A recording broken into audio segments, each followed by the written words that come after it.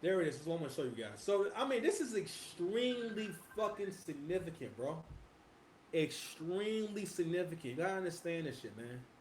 So if you guys don't know, last year probably one of the biggest rap beefs ever to happen in hip hop happened last year, and that was the long-awaited Drake and Kendrick battle, right? And they finally had their back and forth. Now, don't get me wrong, I always knew that people would be biased towards Kendrick, but I can remember before it really took off, I was having a conversation with my coworkers and whatnot. Now, one of them, real cool dude, you know what I'm saying? But like, yo, but as the beef has gone on, you starting to kind of see a certain look to the kind of people who adamantly defend Kendrick. And again, before this shit, I was a pretty big Kendrick fan. I always try to give Kendrick a chance. And but during this battle, I realized, you know what? I don't like your songs. I don't like a lot of your songs. I actually didn't really like your second album that much. I did for Kendrick. I just like the songs I like. I can't really say the albums are masterpieces or they're all like great albums. It's more like I like the songs I liked. For the second album, when Cole made that point about like your second drum was ass, I'm like, you know what? Yeah, I guess you're right. Because a lot of the music that Kendrick made, I actually after Section 80, I felt like Good Kid, Mad City. I thought it was well produced. I thought it was a fluid album, and I thought it was a nice sounding album. I thought it was something that was respectable. It was. I just saw this. All right, well maybe because again, even at that point, I wasn't grading his album based off of these songs are fire. I love these songs. Even like Watch the Throne. I didn't love every song on there, but every song grew on me. And the reason why it grew on me, pause, is because the production was flawless on every track. The flows and what they're talking about is flawless. Might be simple, but it's flawless. And I liked it based off of the first impact, how it sound, how it made me feel. It wasn't me having to meet.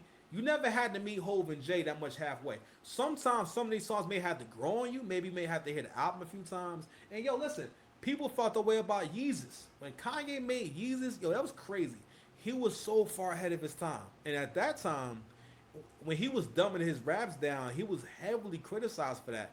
Because at that time, it felt like he was dumbing his raps down, and that's because he actually wrote the raps on the album. And what's crazy now is the way niggas rap now, the way Kanye's rapping on Yeezus sounds like not high level lyrics, but it sounds lyrical. It sounds high quality.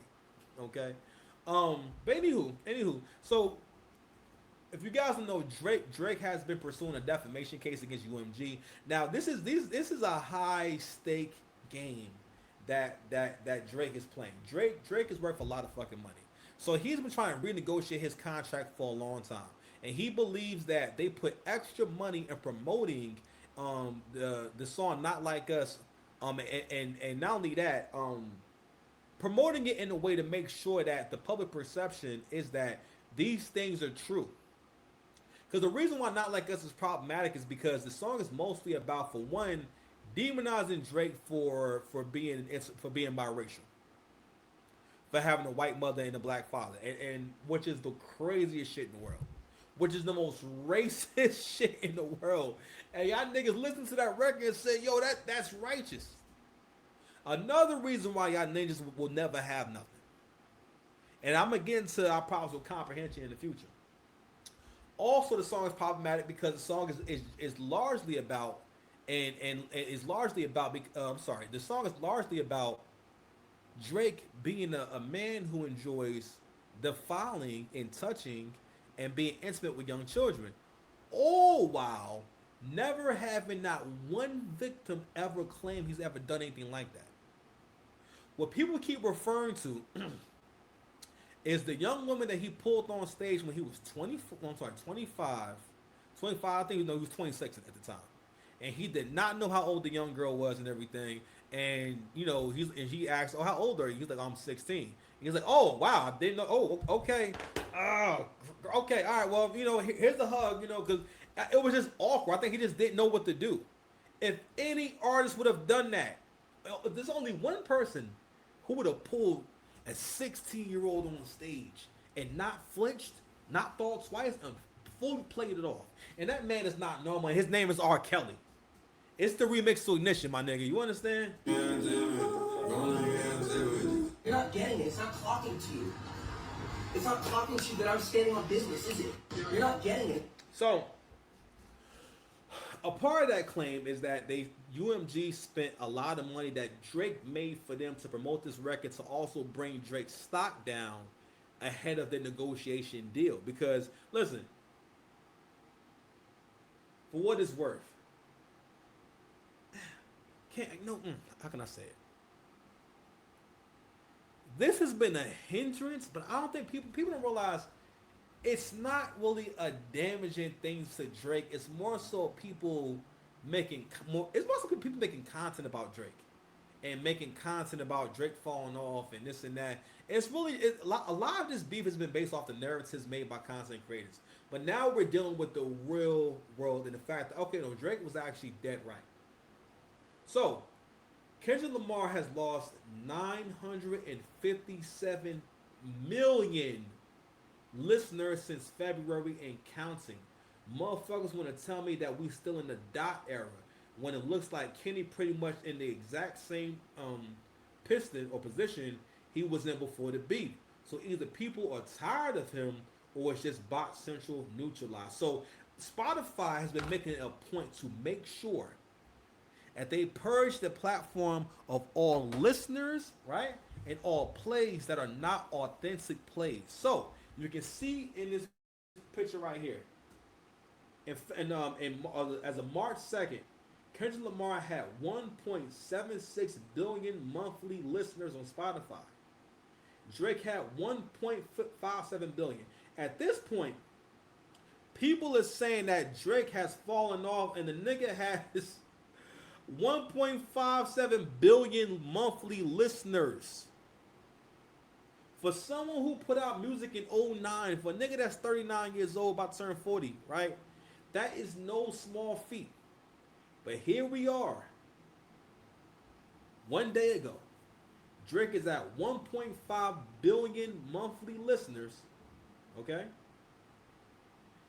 Kendrick is at now, so Kendrick has lost almost a billion listeners. So Kendrick is now at 803 million listeners, and he keeps losing them. So that can mean one of two things. It could mean that those listeners were people who maybe were playing the record, but more than likely that wasn't the case. Over the course of the beef, right, we saw, first of all, we never even seen Kendrick's name next to numbers. We never even known what Kendrick's numbers are until the beef. People don't understand how much social media and key players in the media had to do with how the beef was perceived. If someone who has a platform as big as the Joe Budden podcast says Dot is killing this nigga, a lot of people will be inclined to think, well, he's a straight shooter. He knows hip hop. He knows what he's talking about, but they miss it. You missed one thing. It's not getting it. It's not talking to you. It's not talking to you that I'm standing on business. Is it? You're not getting it. It's not. Joe Budden is an ex-rapper. Joe Budden, listen, I love Joe Budden, but he didn't have the most successful career because Joe Budden never developed sensibility when it comes to music. And in a lot of ways, Kendrick is only a little bit better because Joe Budden is a great lyricist and everything, right? And I don't think that he made bad music. He just didn't know how to make hot music. He didn't know how to make music that felt, and it was mostly because the music didn't feel good. And real talk, now that I'm doing my thing again, I realize how important it is to have the right beats or have the beats that got motion. Cause like, listen, I've never wanted to rap on trap beats or rap on trap beats. Nigga, I got mad beats on trap. I got mad songs on trap beats. I'm about to give y'all mad like this bangers over the trap beat. But it's important because I'm like, yo, these are the kind of beats that I can move a crowd with. It's the kind of beats that if you heard this shit, you could vibe with it because it sounds current. It sounds like it's supposed to happen. It sounds somewhat familiar, right? But the production, you can get with the production first. It's so important. And Joe never had them kind of joints that you can ride to and get active to and really nod your head like, shit is fun. He never had that kind of shit. A lot of Joe's music, again, was like him being in his own head. He just never developed that hit making quality, even though it seemed as though it was there. And it wasn't that far off. He just didn't know how to make records that had that replayability. It had records that had parts to it that you wanted to repeat. All right. I think mostly because he just wasn't really focusing on that. A lot of that shit has to do with the stubbornness of an artist. And Joe talked about that too. How stubborn you have to be an artist and have to keep rapping, keep singing, keep being a part of something. But anyway, so this is going back to the Kendrick and Drake thing. This is a pivotal moment. So now we're starting to see what's going on because again, this is Drake without the machine. Drake does not have the help of the machine behind him, and Drake is still the most talked about. He has more impressions than ever. Matter of fact, hey Google, how many impressions has Drake had on social media in the last year? No reliable public data exists to calculate the total social media impressions for Drake over the past year. Social media impressions are a metric tracked privately by platforms. Okay. How many impressions has Drake had on YouTube?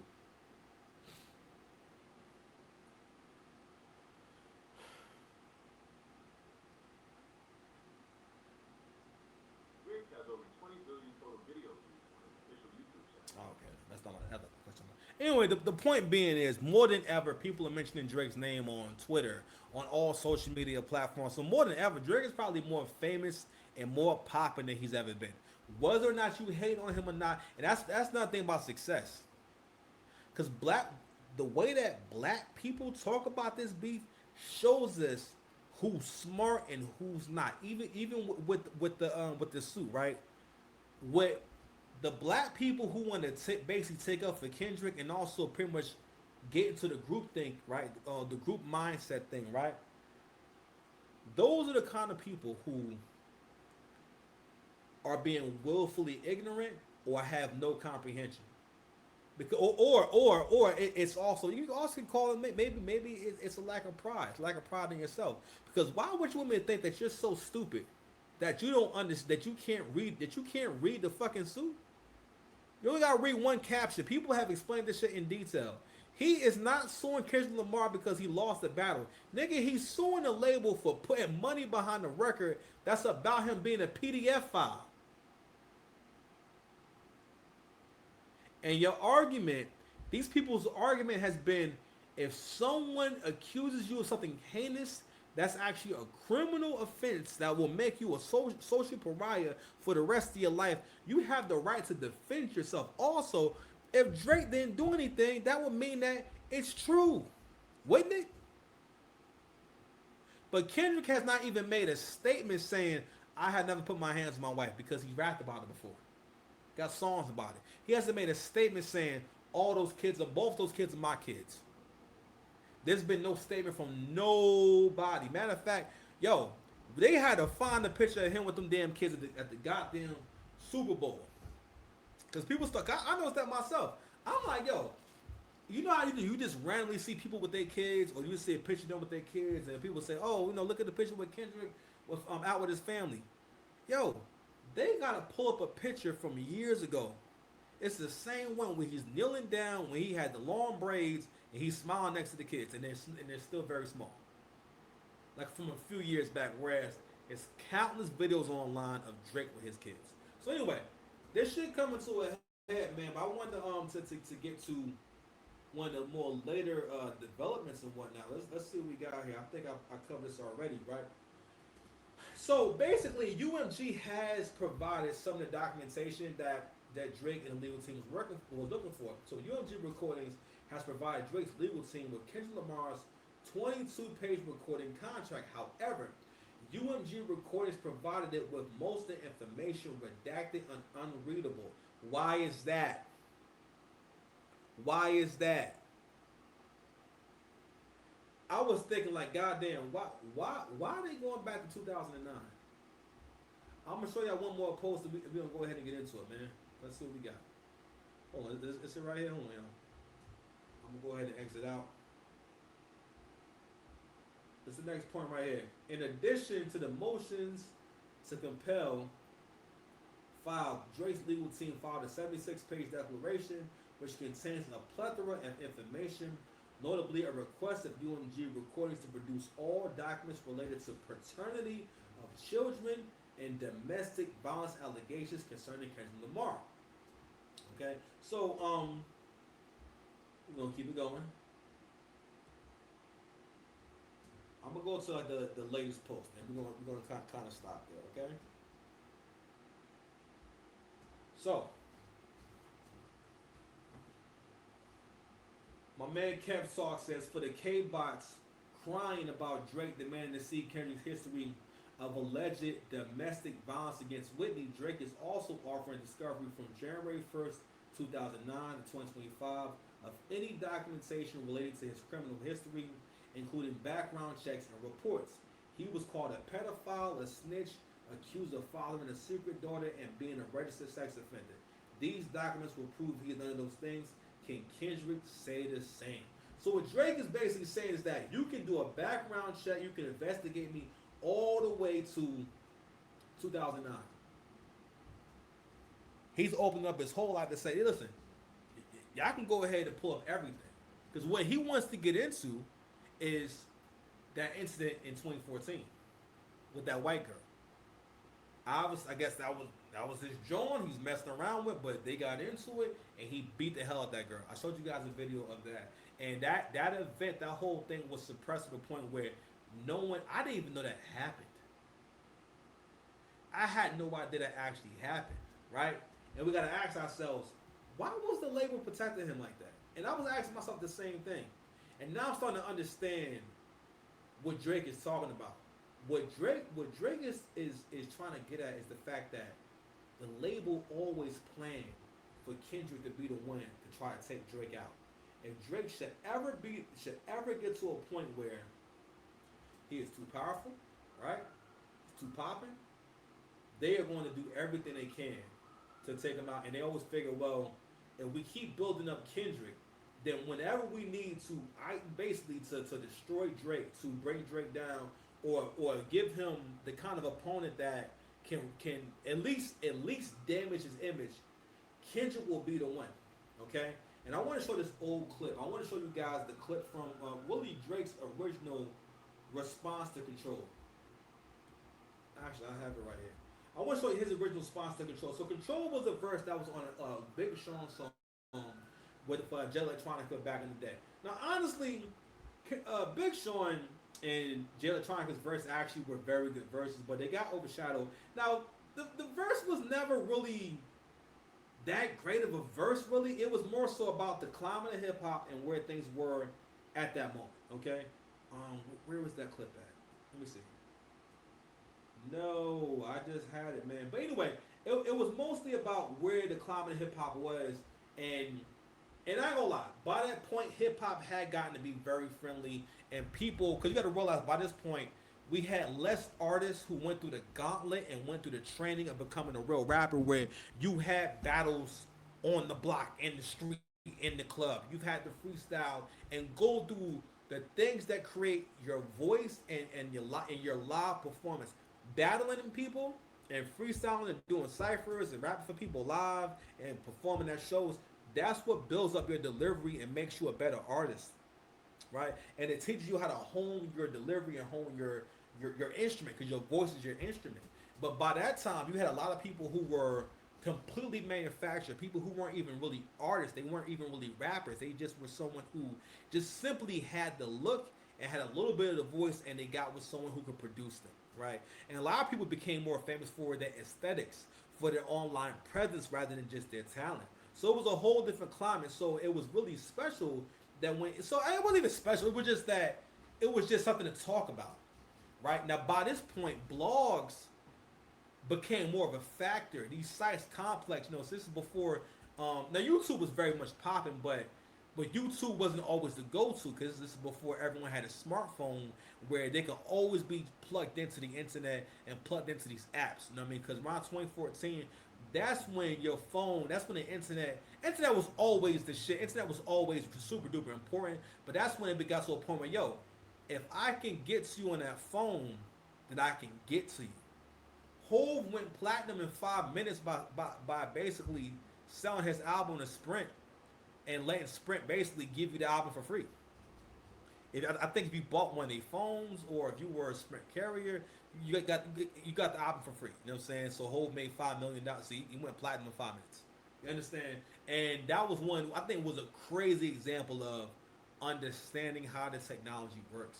You understand? So during this verse, he basically just says everyone's name. He's not really saying the craziest verse, honestly.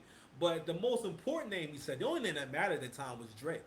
And I think for Drake, what Drake understood at that time was, I'm a bigger artist and I make bigger and more important music, and I'm the one actually keeping the lights on. And even you can really hear it in the music too, where he's talking about. And I remember in the interview he mentioned this. He mentioned that it's always weird for guys to try to give me advice or talk to me as if, you know, again, as if they have information or advice that I need when they need me for a feature. And he's like, yo, it's like, bro, I know I'm the big homie. You understand? And this verse right here can actually serve as proof that this was always the plan. They were just waiting for the right minute, the right moment, right? And this label in the industry has spent a long time building Kendrick Lamar up and make sure that he gets all types of looks. The Pulitzer Prize, for what? That's not a thing. Doesn't mean you got no, man, no. Who wanna fight? Who wanna fight? Who wanna fight? So this is Drake's response, right? So I think Drake at that time, Drake understood that, yo, if I was to respond to you and go back and forth with you, only thing it's going to do is open myself up to, for one, it would help him. It would elevate his status. You know what I'm saying? Because again, whenever people see you as the big dog, if anyone else can put the smallest dent in your armor or give you the least bit of smoke, people will try to tell you that, oh, basically they smoked you, they beat you, they're better than you. You know what I mean? You're past your prime and shit like that. And I think that this really, even with this verse right here, if it wasn't for blogs needing content to post, it would have never even been framed that really as much of a diss that it was. All right, and so Drake, this is Drake's response to that shit. But I'm trying to murder you niggas, trying to make sure your core fans never heard of you niggas. It just wasn't real to me. It's like I saw him after that, and it was just like love. So it's like, was that real or was that just like for the people? I think it's a sparring kind of. Yeah, but at the same time, it's like, then let it be real. Then I mean, because those were harsh words, right? I personally enjoy making like great music and bodies of work over like being talked on Twitter for like 5 minutes. And what Drake was saying at that time, because of what it was, because like, yo, Drake is the top dog at that point, and not only that, gotta realize his perspective on Kendrick is, niggas only know you, niggas only heard this verse because of me. Even at that point, and Kendrick really has been tied to Drake his whole career, and he's always needed Drake. He has been throwing subs at Drake, trying to bait Drake into a battle for the longest time. And was always crazy. And I always felt like Drake would smoke Kendrick in the battle because Kendrick is not really a bar for bar nigga. Kendrick is good at verse composition and doing cadences and flows and being experimental. And really, that shit had an era. That era is really over. Because you notice that he hasn't been rapping that way in a long time. But overall, yo, so things are coming to a head, pause. And I think that we getting ready to find out a lot of information. Are you ready for the tea? I'm ready for the tea, man. But anyway, who wanna fight? Who wanna fight? Who wanna fight? Who wanna fight? All right, man. Before we go, Who wanna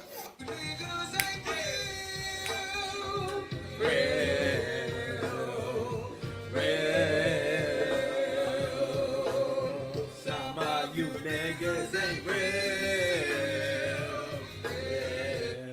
We out of here, man. We done. All right, we're done. Oh no! What's going on? I'll press the button. Press it again. I want your body. If you love me, let me get your body. All right, we out of here.